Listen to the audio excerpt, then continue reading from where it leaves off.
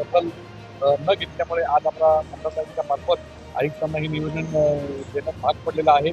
तरी कृपया मी विनंती करेल की आयुक्त दखल घेऊन लवकर याच्यावरती कारवाई करून आम्हाला चांगलं पाणी सांडपाड्यामध्ये येईल आणि लोकांचे आरोग्याची त्यांनी काळजी घेतली पाहिजे. त्याचप्रमाणे सांडपाडा स्टेशनच्या बाहेर अनेक फेरीवाले जे सांडपाड्यातील किंवा नाही किंवा नवीन पैसे नाही आहेत, अक्षरशः गोवंडी माणसं त्या फेरीवाल्यांनी सांडपाड्याचा पूर्ण परिसर हा काबीज केलेला आहे आणि त्यांची मुजोरी आणि आम्हाला एवढी वाढलेली आहे की त्यांनी अक्षरशः पालिका अधिकाऱ्यांना मारहाण केलेली आहे.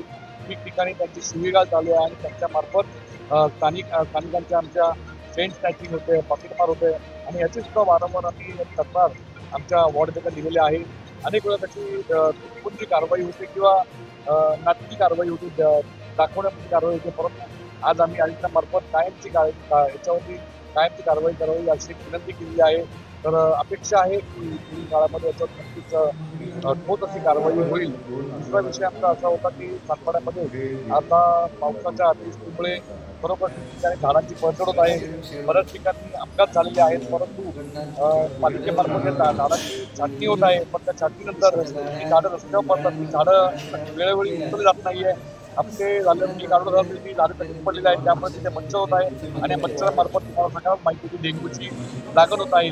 ही सुद्धा मागणी आम्ही केलेली आहे. आणि चौथी आणि अतिशय महत्वाची अशी मागणी होती की सातपाड्यामध्ये प्रमुख 2 मैदानं आहेत, खेळाची सेक्टर 9 मध्ये नाशिक आणि किनारा मात्र उद्या सेक्टर 8 मध्ये आहे. या दोन्ही मैदानावरती काही लोकांनी आपला ताबा त्यावरती मिळवलेला आहे. त्यावरती आपल्या स्वतःच्या खेळपट्ट्या तयार केलेल्या आणि ह्या खेळपट्ट्या दिवसाला 5,000 अशा प्रमाणे 4 खेळपट्टे 30,000 रुपये पर दिवसाची कमवत आहे. आणि या ठिकाणी असलेल्या पालिकेच्या सर्व मालमत्तेवर त्यांनी ताबा करून ही मालमत्ता स्वतःची असल्यावर की ते वापरतात आणि स्थानिक लोक भाडे घेत आहे.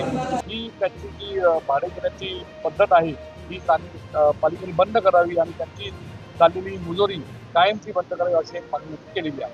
तरी सुद्धा या मागणीला त्वरित आमच्या पालिका आयुक्तांनी आमची मान्य करून त्यांनी त्वरित आमच्या वार्ड अधिकाऱ्यांना फोन करून त्याच्याबद्दल ताकीद दिलेली आहे.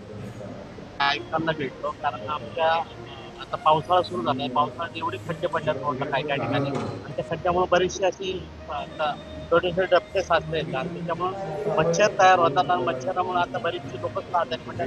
आणि तसेच गढूळ पाणी सुद्धा आता आमच्या गढूळ पाणी सुद्धा येते आणि गढूळ पाण्यामुळे आमच्या मिलेनियम टॉवरमध्ये जवळजवळ 600 लोक आजारी, जुलाब, उलट्या आणि वेगवेगळे ताप वगैरे येणे अशा प्रकारचे बरेचसे लोक आजारी आहेत. आणि मेन म्हणजे आमचा मैदानात सुद्धा प्रश्न आहे.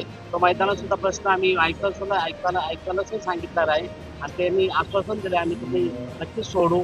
आणि तसेच दुसरा प्रश्न आमच्या शेनसोय गार्डनमध्ये बरीचशी आधी रोड बरोबर नाही आणि बरीचशी कामं त्यात फुटलेल्या अशी बरीचशी वस्तू आहेत, नीट करण्यास आम्ही त्यांना सांगितलं. त्यांनी आश्वासन दिले आम्ही नीट करू. आम्ही ताईंच्या मान्यताई म्हात्रे यांच्या माध्यमातून आम्ही आज आयुक्तांना भेटलो आणि आयुक्तांनी आम्हाला चांगल्या प्रकारे मार्गदर्शन केलं.